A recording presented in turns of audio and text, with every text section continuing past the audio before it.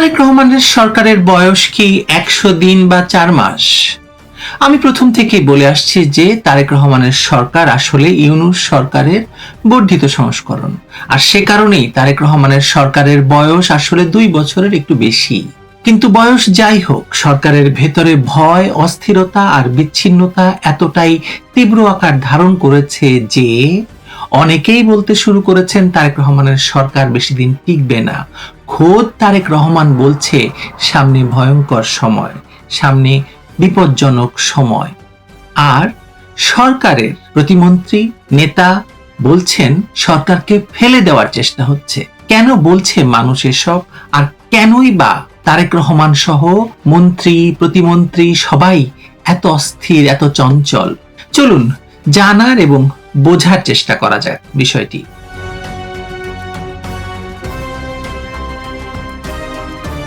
রাজনীতিতে একটি অত্যন্ত গুরুত্বপূর্ণ বিষয় হচ্ছে যখন কোনো সরকার আত্মবিশ্বাসী থাকে, তার ভাষা হয় দৃঢ় এবং স্থির। কিন্তু সরকার যখন নিজের ভবিষ্যৎ নিয়ে শঙ্কিত হতে শুরু করে, তখন তার ভাষায় সতর্ক বার্তা আসে, ভয় আসে, সংকটের পূর্বাভাস আসে, অজানা বিপদের ইঙ্গিত আসে। এই প্রেক্ষাপটেই গত 31শে মে কৃষিবিদ ইনস্টিটিউটে প্রধানমন্ত্রী তারেক রহমানের সেই বক্তব্যটি বিশেষ তাৎপর্য বহন করছে। তিনি বলছেন দেশের জন্য সামনে কঠিন এবং গুরুত্বপূর্ণ সময় অপেক্ষা করছে। প্রশ্ন হচ্ছে এই কঠিন সময়ের খবর তিনি কোথা থেকে পেলেন বা কেন বললেন?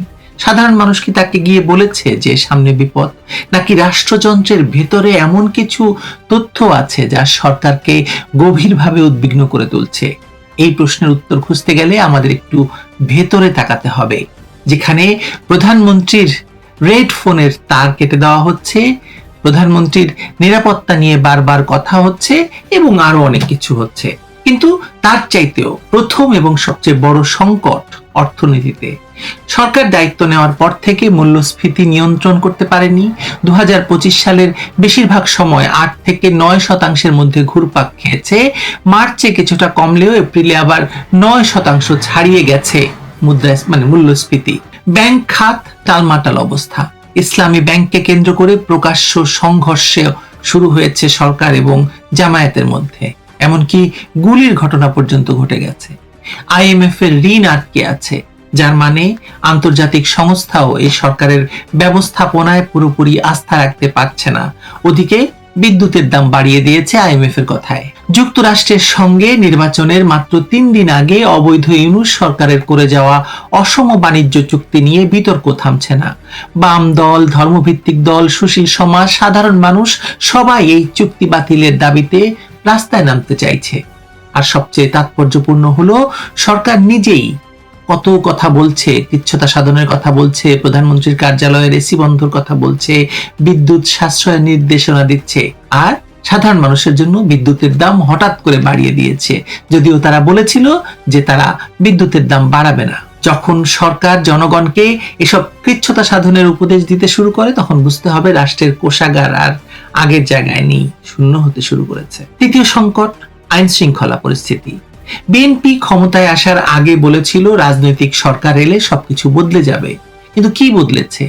হত্যা আছে, ধর্ষণ আছে, চাঁদাবাজি আছে, মব সন্ত্রাস আছে, মাজারে হামলা আছে, সিনেমা বন্ধ করে দেওয়া হচ্ছে, সংস্কৃতির উপর হামলা আছে, কি নেই বলেন তো? গত 19শে মে মিরপুরের পল্লবীতে শিশু রামিসার নৃশংস ধর্ষণ এবং হত্যা সারা দেশকে স্তব্ধ করে দিয়েছে। মিরপুরের শাহ আলী মাজারে উগ্রবাদী হামলার পরও প্রকৃত অভিযুক্তরা ধরা পড়েনি। এইসব কালচার, এসব মব কালচার, এই উগ্রবাদী তাণ্ডব ব্রাহ্মণবাড়িয়াতে ঘটেছে। এগুলো জুলাই সন্ত্রাসীদেরই রেখে যাওয়া বিষাক্ত উত্তরাধিকার। সেই বিষ বৃক্ষ থেকে এখন বিষ ফল ঝরে ঝরে পড়ছে। একটি সরকার যখন নাগরিকের মৌলিক নিরাপত্তা নিশ্চিত করতে ব্যর্থ হয়, তখন তার রাজনৈতিক বৈধতাও ধীরে ধীরে ক্ষয় হতে শুরু করে। দেশের নদ নদীতে লাশ ভাসে, প্রতিদিন 3 থেকে 4টি করে লাশ ভাসে এবং মাস শেষে দেখা যায় 40টি 50টি লাশ ভেসে আসছে। তৃতীয় সংকট রাজনৈতিক ময়দান। সংসদে প্রধান বিরোধী দলের আসনে বসে আছে যুদ্ধাপরাধী জামায়াত ইসলামী, যাদের বিরুদ্ধে 1971-এ গণহত্যায় অংশগ্রহণ শুধু নয়, বাংলাদেশের মুক্তিকামী নাগরিককে হত্যার অভিযোগ আছে। ধর্ষণের অভিযোগ আছে, অগ্নিসংযোগের অভিযোগ আছে। এই দলটি এখন একটি বিচিত্র ভূমিকায় অবতীর্ণ হয়েছে। নির্বাচনের আগে বিএনপির সঙ্গে নানা সমঝোতায় থেকেছে বলে আমরা জানি, অথচ এখন প্রতিদিন সরকারকে চাপে রাখার চেষ্টা করছে, এবং তাও নাকি পাতানো। ইসলামী ব্যাংক থেকে শুরু করে বিভিন্ন ইস্যুতে তাদের অবস্থান অস্পষ্ট এবং কখনো কখনো ভয়ঙ্কর। আবার সংসদে বাণিজ্য চুক্তি নিয়ে রুমিন ফারহানার আলোচনার প্রস্তাব নাকচ হওয়া এবং জামায়াতের প্রকাশ্য নীরবতা এটি প্রমাণ করে যে বিএনপি জামায়াতের মধ্যে এখনো একটি অলিখিত সমঝোতার সুতা আছে। অন্যদিকে আওয়ামী লীগ যেভাবে ঘোষণা দিয়ে রাষ্ট্রে প্রবেশ করার চেষ্টা করছে, তাতে তো সরকারের আসলে হইয়ে গেছে। প্রবীণ নেতা এবং বাংলাদেশের অন্যতম সৃষ্টির কারিগর প্রয়াত তোফায়েল আহমেদের জানাজায় ঢাকার ধানমন্ডিতে এবং পরের দিন ভোলায় হাজার হাজার নেতা কর্মীর প্রকাশ্য সমাবেশ একটি স্পষ্ট বার্তা দিয়েছে। দলটিকে প্রশাসনিক আদেশে নিষিদ্ধ করা গেলেও সামাজিক এবং রাজনৈতিক বাস্তবতায় দেশ থেকে, মানুষের মন থেকে এবং রাজনৈতিক বাস্তবতা থেকে মুছে ফেলা যায়নি। সরকার এখন একই সঙ্গে বহু ফ্রন্টে চাপের মুখে। জামায়াত চাপ দিচ্ছে কিনা জানি না, কিন্তু আওয়ামী লীগ এবং অন্য দিক থেকে বাংলাদেশের মানুষ সংগঠিত হচ্ছে। বামপন্থী দলগুলো রাস্তায় নামার কথা বলছে, তারা নামবে না হয়তো। সীমান্তে ভারতের পুশিন এবং উত্তেজনা তৈরি হচ্ছে। বিএসএফ এর গুলিতে বাংলাদেশিদের মৃত্যুকে স্বরাষ্ট্রমন্ত্রী বলছেন এটা কোনো ব্যাপার না, এটা হতেই পারে। এর কথা আওয়ামী লীগ বললে কি হতো আপনি ভাবুন একবার। কিন্তু সবচেয়ে বড় সতর্ক সংকেতটি আসছে সরকারের ভেতর থেকে। সেই সংকেতের নাম মন্ত্রীর পদত্যাগ, মন্ত্রী দীপেন দেওয়ানের পদত্যাগ। সরকারের বয়স মাত্র 3.5 মাস, 4 মাসও হয়নি, আসলে আমি ভুল করেছি প্রথমে। এর মধ্যেই একজন পূর্ণমন্ত্রী পদত্যাগ করে বসলেন। শুধু তাই নয়, তিনি কোনো বিতর্কিত ব্যক্তি নন। রাঙামাটিতে বেশ ভালো ভোটের ব্যবধানে তিনি নির্বাচিত হয়েছেন। জনপ্রিয় পরিচ্ছন্ন নেতা, যিনি বিচারকের পদ ছেড়ে রাজনীতিতে এসেছিলেন খালেদা জিয়ার নেতৃত্বে বিশ্বাস রেখে। তার পদত্যাগের পরপরই সমর্থকরা রাঙামাটি চট্টগ্রাম মহাসড়ক অবরোধ করেছেন, প্রতিমন্ত্রীর বিরুদ্ধে স্লোগান দিয়েছে। স্পষ্টত এটি শুধু একজন মন্ত্রীর স্বেচ্ছায় সরে যাওয়া নয়, এটি সরকারের অভ্যন্তরীণ বিরক্তির বা বিভক্তির প্রকাশ্য বিস্ফোরণ। সরকার বলছে তিনি অসুস্থ, কিন্তু রাজনৈতিক মহলে ভিন্ন গল্প চলছে। বিএনপির কেন্দ্রীয় নেতা মনীষ দেওয়ান ফেসবুকে সরাসরি লিখেছেন, দীপেন দেওয়ান তার ইচ্ছার বিরুদ্ধে পদত্যাগপত্র দিতে বাধ্য হয়েছেন শুধুমাত্র রাঙ্গামাটি জেলা পরিষদের চেয়ারম্যান মনোনয়নে নিজের পছন্দের ব্যক্তির নাম সুপারিশ করার কারণে। পূর্ণমন্ত্রী হয়েও নিজের মন্ত্রণালয়ের নিয়ন্ত্রণ তার হাতে নেই। দলীয় রাজনীতিতে কোণঠাসা, উচ্চ পর্যায়ে কথা বলার সুযোগ নেই। এই অসহায়ত্ব থেকেই তার প্রস্থান। আরো গভীরে গেলে দেখা যাচ্ছে দীপেন দেওয়ান পার্বত্য চট্টগ্রাম চুক্তির বকেয়া অংশ বাস্তবায়ন এবং জনসংহতি সমিতির সঙ্গে সংলাপের পক্ষে ছিলেন, কিন্তু বিএনপি এই সমতল ভিত্তিক নেতৃত্বের একটি অংশ এই অবস্থানের বিরোধিতা করছিল।